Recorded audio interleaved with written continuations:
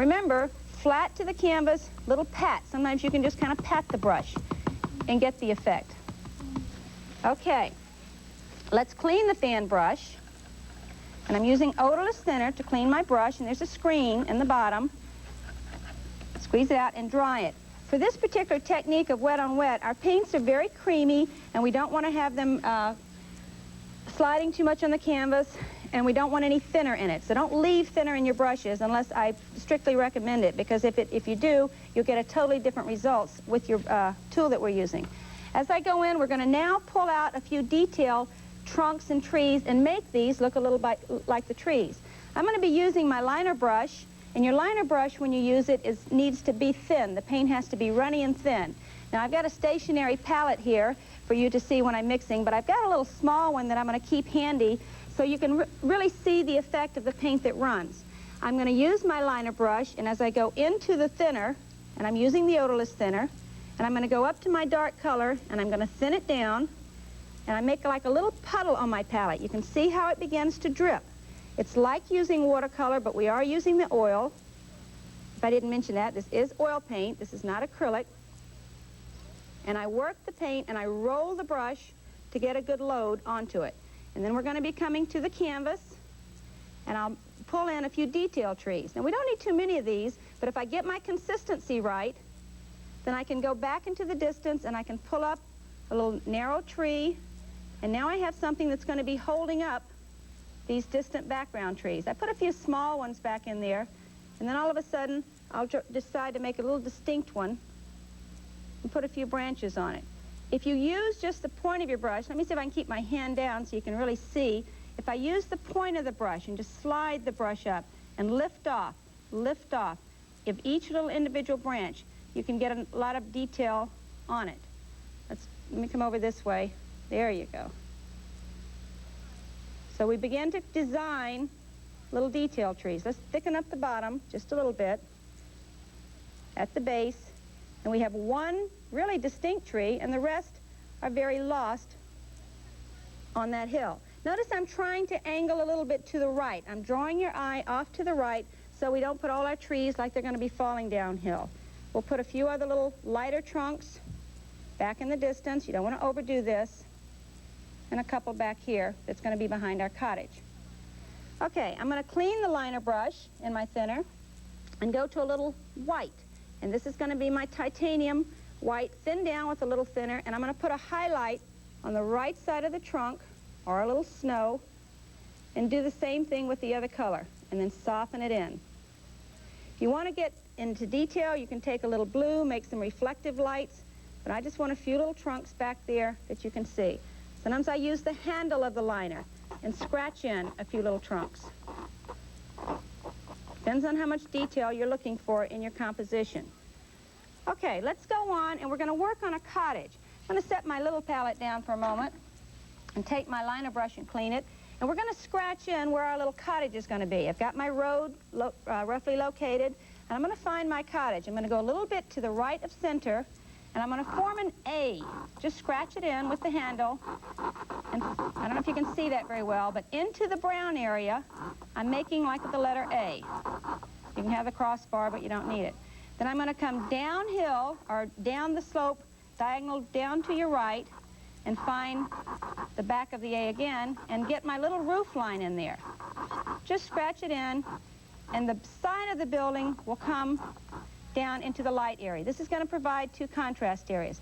So at this stage, you can rough in, or draw in, or even use your liner brush and paint in that area. So you can see what I've done there. I'll switch to my flat bristle brush and go right back to the canvas with no paint. Just, it should be clean. And just kind of brush stroke where the roof is going to be. There's the roof line. There's the sides of the building. And start getting a feeling for where our little cottage is going to be. Once again, he's not painted. I'm just beginning to block him in. Okay, so now that we know, leave a little overhang. You want your roof to hang over your building. And I'm not going to paint him with my palette knife. I'm going to work with the flat bristle brush. This way I can move my paint around a little more easily. Okay, I'm going to clean the flat bristle brush, and I'm going to go to my dark colors. I'll use my little palette because it's closer and it's going to be handier. I'll use burnt umber on my light side, now painting the walls of my building, use my burnt umber and go underneath the roof line and block in this side of the building, which will be towards my light side, with a little umber. Then I'll use the Van Dyke and I'll block in underneath the roof line of the other side of the building.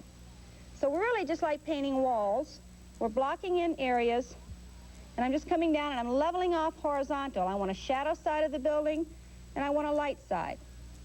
Once I get that done, I'm going to bring one little dark line underneath the roof line of the building to create a shadow. This will help set my roof onto the edge of the building. So I'm just patting. Take the chisel edge. Got to have a good quality brush for this and just pat right along that line and get a little dark there. That will help my roof protrude over. Okay, and I will use that to lay the snow on the roof. So I'm going to spread out my titanium white, which is my thick white. Now I'd like to point out also that this titanium white is your tube white or your creamy white, and then the other white that I applied on the canvas is a base coat medium. It is much creamier and much looser, and it's used for a lot of other things in the painting besides our base coat, but we're going to use titanium white with the knife. I always use my thicker paints when I'm using my palette knife. Spread the paint out, load it very carefully, get a little roll or a little ridge across the blade of the knife. Let me see if you can see that. There's a little roll of paint that I like to work with. Now I'll use that roll of paint, and I'm just going to block in loosely down the roof line, and just kind of gently holding the knife level with the canvas, block in that roof. Okay, we could put shadows, and there's a lot of other detail work I would love to be able to show you, but unfortunately, in the time, we're just going to give you the general feelings of what happens. So there's our roof. You get a little smudge, you can take your finger, lift it off. We'll also use the flat bristle brush instead of the knife. Sometimes I use different tools for different illusions, but I'll use my flat bristle brush and some white, my umber and white. I need my creamy white. And I'm going to make a light brown. And we're going to put a little bit of a light highlight. We're going to find this edge of the building and just slide the brush and indicate a few boards there. And I need a little blue. Let me just get a touch of blue, and I'll come back up here and mix. Don't want to lose my cameraman. Okay, and get a little bluish white and find the other edge of the building, because this is the shadowed side. So let's just leave the cottage for now. We'll bring some snow around it. Let's go back to the liner brush. In this particular painting, our liner brush work, if I can find my liner brush. Found my liner brush. Okay, let's find our liner brush, and we're going to go back, and we're going to put a little branch in and our fence post in. If you want to do a good job of leading your light source, before we put our fence post, we're going to plan ahead, and we'll use our shadow. So I use a little base coat on my little palette and some blue. That's Prussian blue. And I'm going to soften that, maybe a touch of umber to gray it down. And I'm going to make a little dot where I want some fence posts. Now, your fence aren't in your road, they're beside your road. I'm going to put a little dot there, and then smaller, smaller, smaller, smaller, smaller as I go away. Then I'm going to pull that horizontal to your left. That's a little strong, but we're going to leave it. And cast a shadow before I put my post. Notice I get smaller and smaller as I go back into the distance. Now, as I clean my brush and go to my Van Dyke or my umber, you can alter your colors. I'm going to put my post in. We're going to take the brush and just kind of lay in a post, come right down to where your shadow is, get smaller, smaller, smaller, smaller, smaller. You want to go in and put some little liners and highlight. We'll try to get into a lot of detail work as we finish up this painting. I'm going to bring just a little of the umber and white and make my two posts a little bigger. We can also get later in wires and all. Let's do a little bit of a twig or a branch in the foreground with the liner and point towards our cottage. We want that to be our focal point, so we're going to put a little few twigs and branches, maybe a little piece of grass out here, a few little interest things in the foreground. You want to wipe the brush, get your thinner, and put a little bit of shadow of each one. You can get that. Now I could paint in the roof or the chimney or doors and windows and get into a lot of detail. Let's stop for a minute and take our palette knife and put a little interest of snow or highlight. I'm going to take a little of my thicker white and load my knife carefully. Maybe bring a little impact of snow right down along the edges. And just texture a little of a highlight as it comes down the hill. I don't want much of this, but I want to just kind of tuck the cottage in and have that breaking off into the vignette. If you want to brush that, you can brush that. One thing I want to cover today before I go back and put a lot of detail, I'm going to add little grasses here with my fan brush, but before I do, I'd like to show you the spatter painting technique that we have. And with the spatter painting technique, we're going to actually use our paint fairly thin. Now, this takes practice, and I would suggest you practice on newspaper first. I'm going to use a little of my base coat because it's already thinned down. And I'm going to literally put little splats of paint. Now, you can sometimes thin it a little more. And I'm going to come back away from my canvas about 6 inches, and I'm going to pull back on the bristles and release them towards the canvas. Don't release them towards yourself or you'll get polka dotted. We want to put little light snowflakes. So I'm going to go ahead and let it snow just a little bit. You can see I'm kind of back about 6 inches, and I flip the bristles towards the canvas. Now, you can have a light snow flurry, or you can have a heavy one. To get contrast, if you're light against your dark, you can add a little blue to that and soften the color and make some little light blue flakes. And that should, let's get that a little darker. If it's too thin, I'll get too heavy a concentration. Now, I'm going to go in and put, with the same fan brush, a few more grasses around the post. Let me clean the brush. And put just a little bit of grass, lightly, maybe around one post. There's a little clump of grass, maybe in the middle of the road. You can put rocks and other detail things in. We'll just have a little as it goes right down the road. This is an old road. Now, what I can have time to do is go back and maybe pull up a few more branches, maybe scratch in a few, put a reflective bluish-white light on the back edge. This has got a lost edge on the back of the trunk. The best thing to pull that out with would be your shadow light or your bluish-white. So I'll take just a touch of my bluish-white and find the back side of that tree, and maybe a few others. There's so many detailed things that you can do in your paintings. So I don't want you to rush yourself. We want you to take your time, maybe add another tree here, cast a shadow down the hill, and add your little wires on, put a mailbox on. Make the painting your painting. You'll need to take and use the techniques that you'll be able to view on these series and make them work for you. There's no perfect way to paint a painting, but there are a lot of simplified techniques. I hope every show that I can show you something new and that you can learn and paint your own scenes, because painting is for everyone, and we hope you enjoy all of the things that we share with you through these TV series. So as I'm working on a few little detail things and trying to shape my painting up, tie it up, look at it as an overall picture, you start thinking of your own ideas of what you can do. We'll soften some areas. Sometimes I take my finger and just soften a few of the detail work. Thank you for joining me. To receive an instructional guide containing a step-by-step breakdown in color of Paint with Pittard, please send 1175 to Paint with Pittard, P.O. Box 2053, Delray Beach, Florida, 33444. The guide includes the 13 paintings shown on the series, as well as supplies, basics, and technique used painting the Pittard way.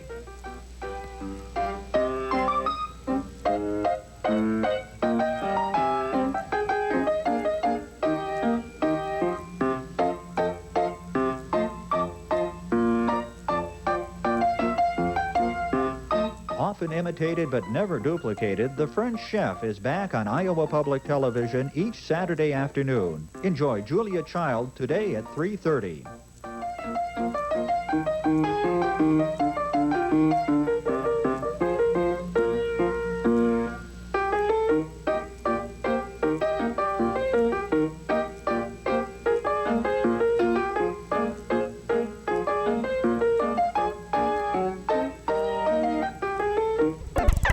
And we're going to add something new, and everyone has one. We're going to work with our fingers as we work through this, these lovely little flowers. This is a vignette once again. The first few shows I started out with, I'm working with vignettes, and that once again is a painting that floats kind of free within the confines of your canvas. I'm going to use my large brush once again, my natural bristle large blending brush, and as I work, I've already applied my base coat on my canvas. I took, to save a little time, I brushed on, and as you can see, if I touch my canvas with my finger, you can see that there's an imprint of paint. Now remember, once again, this is the foundation I'm working on. There will be a few shows in the future that I will not have the base coat applied. There are times when you want it to work for you and times when you don't. This happens to be one of the times when I'm working with a vignette that I want soft edges. So we'll use our large brush and go to the palette, and on the palette, if you look, I've pre-mixed a couple of my colors. And this was to save time, and once again, I want to recommend that you don't try to paint along with me because you're liable to miss some of the techniques. So just watch and take notes. I took a little alizarin crimson and Prussian blue and just mixed them together to get kind of a lavender value. So I'm working in this lavender or purple, and I've got a very dark mix of it.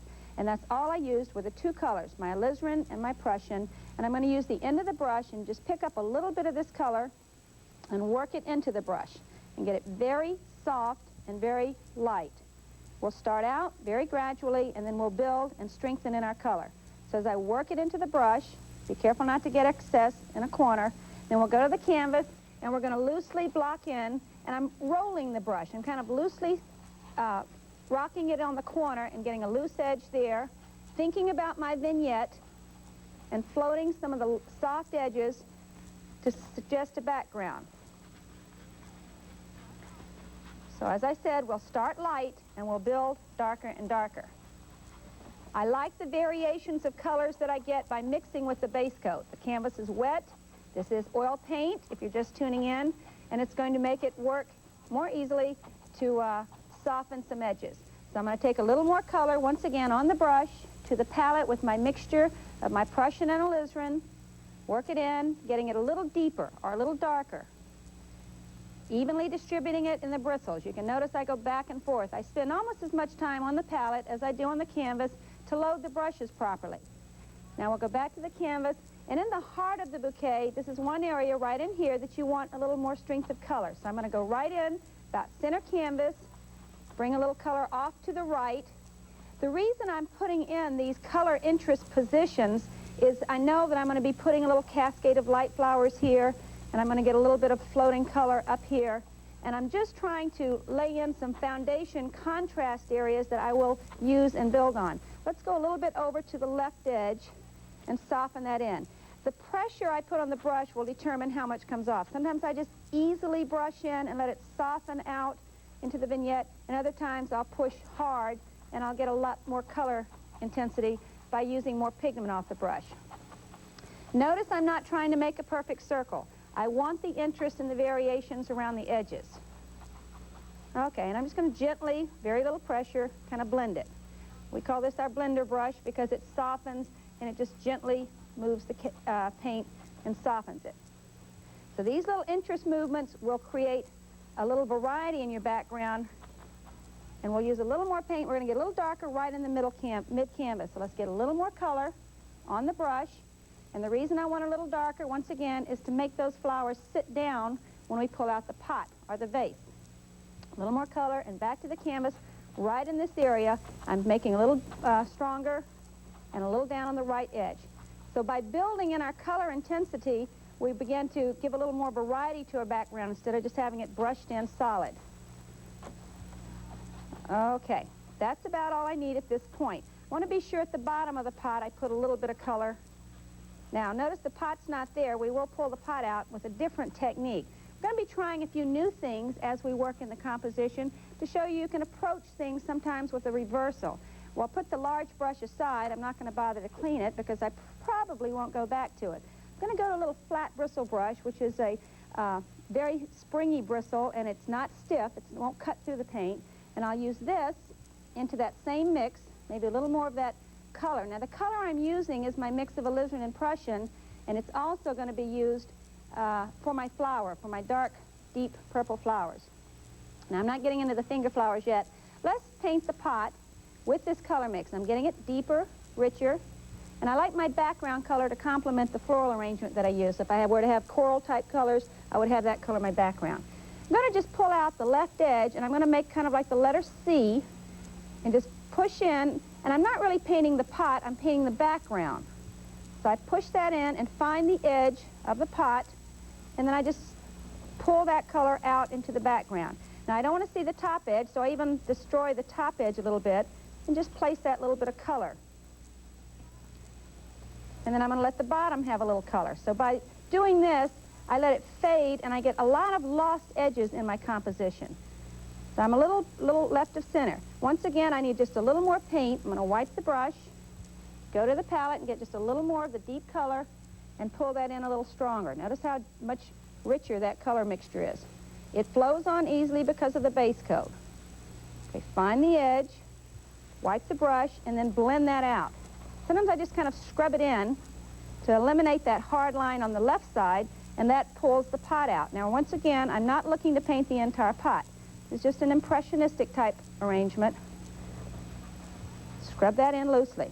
Now, if I have hard edges with a brush, I'll use my finger sometimes and just kind of smudge and soften some of the action that the brush makes. Sometimes I'll just kind of gently soften the top edge of the pot, letting that color be in there, the bottom, and I just rub in the direction that I want the pot to be indicated. And wipe your finger occasionally and find that pot. Once again, this finger smudging a lot of times gives you a softer blending than a brush will give you. Now, if I want to use a bristle brush or a fan brush, I can wipe my finger off and go to, I'm going to use my 1-inch brush, which is a smaller version of my large brush. It's just clean, and I'm going to go in, I'm going to lightly soften any harsh edges. That pulls out the pot. I don't want to see the bottom, so I'll just kind of smudge that in a little bit.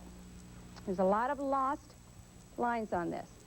Okay, there, we've got an indication of where it's located. Now, I'm not going to paint the detail in the pot. Before I get started, I'm going to use the same brush and go back to that coloring and add just a few drops of my odorless thinner to my oil paint, making it a little looser. This will allow it to flow on the canvas just very easily because I've thinned it slightly. Not runny, but loose. Then I'm going to go up and I'm going to find the contour to my composition. I want a little S-curve. I want to find and get the feeling for the arrangement that I'm working with, and it happens to have a little S-curve. If you look at the original painting that I'm going to, the finished painting picture, you'll see that it has a flow from up at the top and down around on the right side of the pot. So I'm going to locate that with just a little edge of the brush, very little pressure, make that curve and that contour and let it hang just on the right edge where the right side of the pot would be. With a little more paint, I'll come back and I'll begin to get a few filler branches in, and this is what I use as my guide. Sometimes I have a smaller one hanging to the right, another one off to the, the left, and then another one off to the right, and I begin to indicate the actual flow of my composition. Oops, we don't want that too heavy. This is where your finger comes in handy. This particular painting is a lot of fun. The color variations are, you can use anything, but I'm just trying to show you an easy way or a nice way to loosen up. This is a good painting to take your time and just play into, and I think you'll find it fun. My students always have a good time with this particular composition. So I now have the S-curve kind of indicated, and I only use that for a guide. I'm not looking to stress any detail yet. While I have this color on the brush, let me use the paper towel, and I'll wipe out some excess. I'm not cleaning it, I'm just taking extra paint out, and while I've got this, I want to begin to indicate a few little shadow or distant background movements. So I'll just wipe most of the paint out, and then I'll put a little smudge here, and I'm just dabbing. I'm taking the brush, if you'll come in real close, I'm taking the brush and smudging it a little bit and making some little light leaves, and as your leaves go up a stem, of course, they get smaller, and then you can have a few down in here. Now, these may not look too much like leaves at this stage, but I'm not looking for detail. I'm getting a backdrop or setting the mood for my composition, and I'm just dabbing at the canvas. When we want the leaves to really look like leaves, we'll be using more color. Just kind of follow down the flow of your composition. A little more paint, a little more of the background color. Now I am getting just a little stronger with my coloring, working it into the brush.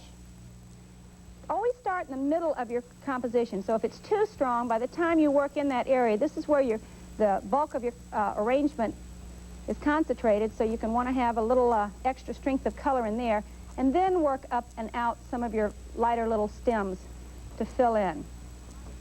Your leaves should have a variety of sizes. You want little leaves and middle-sized leaves and sometimes turned leaves.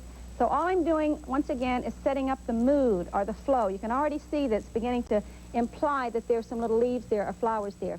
So as we work on this, you want to go ahead and just don't concern yourself with detail. just try to get a little bit of the mood of what's beginning to happen. Now that I have where the arrangement's going to be, it's at this stage that you might want to change your mind. You might decide you want a little more weight on the flower arrangement here. Floral arranging, well, like I mentioned on one of my previous shows, I'm not good at floral arranging, but I do know that the contour and there's a gracefulness and a flow, so we want to keep that in mind while we're going. And if you've done flower arranging, you'll probably be able to do a prettier composition or prettier arrangement and placement. I'm going to wipe the brush and clean it at my odorless thinner. Make sure it's dry. Don't leave your thinner in your brush. You don't want your paints to get too thin. I'm going to go in and paint the pot right now and pull out that detail before I start introducing any more leaves. And with the clean brush, I'm going to go to some titanium white and pat it on my palette. Let's come over here. Take some titanium white. I'm going to use just a little bit of the lighter color of my mix. And I'm using just the alizarin, and I'm making a pink. Now, I know I've called this my finger flowers. It's only the large flowers that we're going to be doing later that we'll use our fingers. Right now, we're going to paint the pot and some leaves, and we will use the brush. With this pink color on my brush, I'm going to paint a little donut, a little round circle. We're not going to use the end of the brush and brush it on. I want to see you, if you're trying this technique, use the side of the brush. And we're going to pat with the side of the brush a little circle. All right, I tell my students, paint a little donut. Little pink donut, doesn't have to be perfectly shaped, and get that coloring on there very loosely. Wipe the brush. Let's get a little of that white out. Didn't clean my brush well. And just let it soften and go wider and wider. I'm just patting in a circle, leaving a slight little amount of texture, very gently letting it ease into that pot. That's going to build up the edge. Now, as I clean my brush, let's go a little more pink so you can really see the impact that this will give. A little pinker. And go right around that and get wider and wider and wider. And this allows just a little bit of texture. If you bump in little edges, don't worry, just ease it in and reshape your pot. If you make a little smudge, just use your finger and reshape. Now I'm going to clean the brush, and inside that little donut circle, we're going to wipe, use some titanium white all by itself on the side of the brush once again, and pat it right in the center. And after I get the white on, I wipe the brush, and I start patting wider and wider and wider as it gets into the pink. That gives me a soft feeling or a little bit of a rise to the canvas. Up on where it disappears into the shadows, or if you want to, you can bring a little shadow down and make a few little shadow leaves hanging down. Once again, no detail. Now I use the pink and white on the back. I'm going to use a little blue and white. I'm going to clean my brush and go to a little titanium white and just clean Prussian blue. And I'm going to pull out the reflective light or the shadow edge of the pot in the distance or back on the corner. I'm going to sharpen this edge here.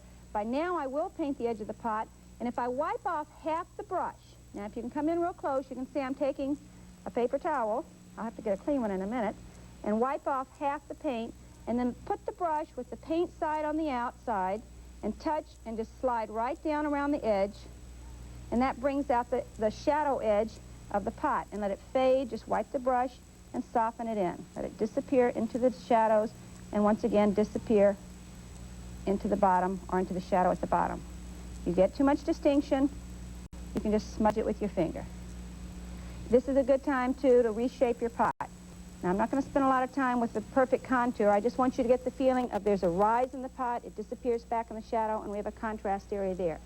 With the same flat bristle brush, I'm going to go into the palette, and I'm going to start introducing a little bit of green, but I don't want to go to clean sap green. If you go right to the clean sap green, it'll be too intense, and it'll overpower your flower color.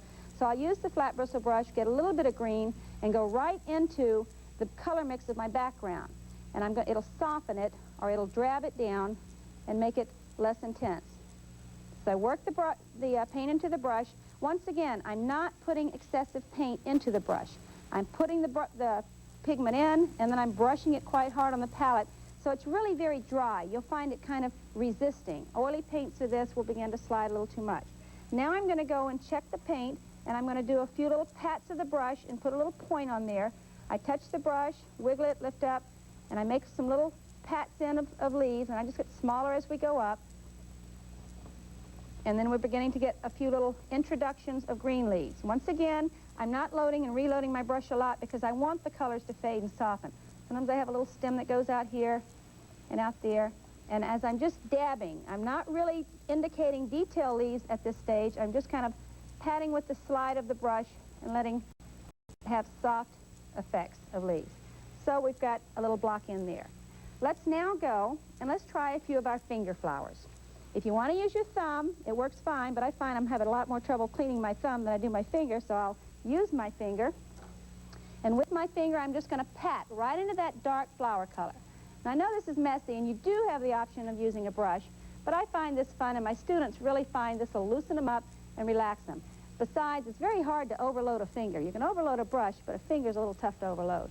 So we'll just pat into this with the finger, and then we're going to go right to the canvas, and we're going to locate our main flowers. There's going to be one large flower. As you follow the contour of the pot, it's going to be kind of inside. You don't want to get hanging over here because it'll get too side heavy. So follow that line up and go just a little in and pat. And with the finger, just pat right in the center and just dab that coloring on until you get a little loose edge flower. And believe it or not, that's my flower. I'm going to wipe my finger, reload it. It sounds a little funny to wipe your finger and reload it. But I'm going to go make a smaller flower. We want this to be a little lower and off to the right and not as large as the previous flower. If you start getting too many on there, they get heavy. So I'm going to make another flower and make it a little smaller. Now, if my color's a little weak right now, it's okay. I can always go back and pat a little more. But we're not really looking for the intensity just yet. So I've got a large, a medium, a little more paint, and I'm going to go right up above it and follow my contour, my S-curve that I established, and make another one, smaller one here. Now I'm running out of paint on the finger. I'm going to go a little higher and make it smaller, and then I'm just going to pat, pat, pat as I'm running out of paint and get a few little buds and things as it cascades down. Now, if you reload and you go here, you'll have too much weight and too much strength. So allow that to just kind of dab on there. Here's a little flower. You can see I've run out of paint, but these are backgrounds. These are soft ones. And I just dab my finger. There's not much paint there, but that's all I need. If the large flowers need a little more color, I want these to have strong impact, I'll take a little more paint and I'll dab right in the heart of them one more time, and I'll get my 3 flowers that are important with a little stronger paint. And those are what I call finger flowers. Okay, maybe one more dab there. Now we can clean our finger and see if we can get it out. My nails always stay blue with this, so if you're wondering why I always have blue nails, it's because I enjoy relaxing and playing with the students and getting some of these compositions in. For the centers of the flowers, I'm not going to use the paint. I didn't put it out, well, I do have a little bit out, but if you don't need a lot in a composition, sometimes I take the tube of paint and I just touch into the paint and I just pat on the end of it, and we're going to double load a finger. We're going to pat the yellow on and just get a little bit of a buildup. Let me see if you can see that. Right on the end, I've got a little edge and I've got a little pat of yellow paint. And when I'm through with the yellow, I'll take yellow ochre, and I'm going to do the same thing and pat right in the heart of that and get some ochre in the middle of my finger. So if you can look up real close, you'll see that I've got ochre with the bordering outline of my lighter color. Well, with this, I don't want too much on there, I'm going to come right into the center of the flower, and I'm just going to touch one time and make little centers in my flowers. Now, you don't need to put them in all the smaller ones, but that's really all I'm going to do. That can be done with the brush, but I think you'll have more fun with your finger. Okay, that's just an indication of some of the finger flowers. We're going to go back to our brush, and that's our little flat bristle brush. Call it a floral brush. This happens to be a size number 16. And I'm going to indicate a few more leaves. While we're working on the leaves, we want to start bringing in a little more impact and a little more detail. So we'll take the brush. I haven't cleaned it, but I am wiping it. I'm going to go in and I'm going to bring a little more green in. Now, sap green happens to be quite strong. I allow a little bit of the alizarin into the green to drab it down. I am using a little more paint, and I'm going to just go up to the canvas right now, and I'm going to make a few darker leaves around these flowers. Just rub it in, make a little big one. A little big one, make a big little one. How's that? Here's another one, and we're just going to put a few more leaves indicated on the bouquet. Maybe one hanging down over the edge of the pot. You just rub it in just gently, lift up, and make a little point on the end, and let it point in the direction you want it to hang. Okay, that's beginning to fill in. Remember, you can take your time, add more color, add more interest as you go. Okay, let me stand back and check. I think my pot's a little crooked. Watch how I straighten it up. I'm going to use my finger, and I'm going to bring the bottom of the pot up just slightly, just by moving the paint and smudging the paint. But I also let it go into the bottom of the pot because that's a lost edge. That edge there is not necessary to have any strong impact. I just want it kind of subtle. Okay, the finger flowers are done. Now we're going to be putting in a few accent flowers. These flowers kind of make the painting, and I'll show you a few little tricks with the liner brush with your accent flowers. I have a clean liner brush, and the first thing I'm going to do is go into some thick white. The reason I'm not going into my base coat white is because it happens to come off too easily and will make a very strong impression. Just like we had those subtle leaves in the beginning where we just kind of indicated a few, we want to have a few subtle little flowers just to kind of fill in, and then we'll go in with some detail. So by using the thicker paint, or the thicker white, I'm going to go to my palette, to my titanium, which will make it not come off. Normally when I use this brush, I use it very thin, but I'm using the thick, so when I dab onto the canvas, I'll get little, they're actually smudges, they're not detail. So with the thicker paint, I'll come up to the palette, and I'll just have maybe a little dab here or there, and I'm touching the brush and kind of bending it slightly. If you can come in real close, I touch and put a little bit of bend in all different sizes and let them kind of fill in over in here.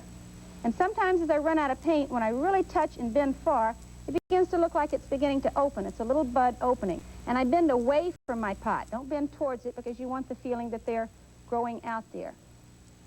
And I know I don't have much coming off the brush. If I turn it over, I can get a little more. And I've just got these little light filler flowers.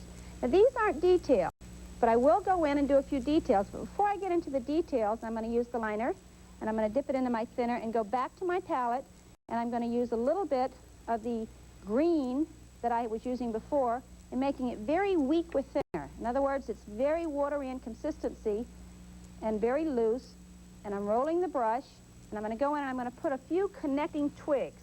I'm going to use the liner, and I'm going to make a little interest twig and have some little floating twigs that I'm going to add a few more little flowers on. It can help balance your composition. It's just like floral arranging. You may need another flower here or another flower there.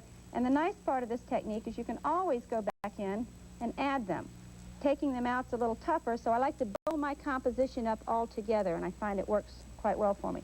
Let's bring a little stem hanging down over here, a little twig off the side, and have a few of those. Okay. The little detail flowers, I'm going to take my base coat up and hold it so I can really dip and get enough of this. I'm using the base coat right by itself and dipping in the brush. And I'm going to go in and I'm going to make little lines. I'm making about 4 lines that are coming down to a dot. I try to avoid making little starfish, so I just come down and I look for a contrast area. I look for an area that is very dark so my little light flowers will stand out.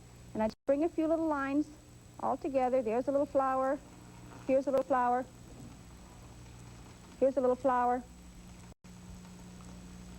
And we're going to make some little... Okay, we're making little flowers. And I'm going to make another small one here. And we're just out tying up with the flowers. Be careful where you put them. You can get too many of these. If I decide my composition is a little too overdone, I can go back in and put some others. The finishing touch on the little flowers to make them flowers is a little bit of your thinner into your yellow ochre. I have that on my palette, and I'm thinning it down, and I just want a little dot or a little center into it. And I put into my bigger flowers, I put a little center in and finish that. Okay, with this, I'm going to stand back and check my composition. Sometimes my sharp edge here, if I need to go back to my flat bristle brush, if you look right here, that's sometimes a little lost, or if I have a hard line, I'll go in and I'll soften it just slightly with my finger. Or I'll come back in and I'll pull it out with another stroke of that double-loaded brush with the little white edge on it. I can even pull that out in white. I could have a few more little flowers down in here, little tiny buds. I'm going to use the liner, and I'm going to finish this one so I can talk to you just for a minute. And I'm going to use the color in my painting that we have, using it thin. And I'm going to sign my signature right here. And once again, I use my liner to sign my signature. And I like my signature as a part of my painting. A lot of times you'll find that your signature will stand out a little too strongly, or if you're working on a vignette, some artists like to sign it down on the bottom, but a lot of times that's the first thing that'll capture your eye. So it's nice to make it a part of your composition. It's nice to make it flow into it, and a lot of times the looseness. Now this particular painting is very loose, a lot of fun, and if I get blue on my fingers, a lot of times if I rub my nose, I'll end up with a blue nose. But it's something you can do with a lot of variety of colors. You can add a lot of accents. Sometimes I put little buttercups in here. But the freedom that you get of doing this type of composition, not only can you match it in any decor, but you can have a lot of fun with it. I really hope you've enjoyed this one and gotten some new ideas to play with. Thank you. To receive an instructional guide containing a step-by-step breakdown in color of Paint With Pittard, please send 1175 to Paint With Pittard, P.O. Box 2053, Delray Beach, Florida, 33444. The guide includes the 13 paintings shown on the series, as well as supplies, basics, and technique used painting the Pittard way.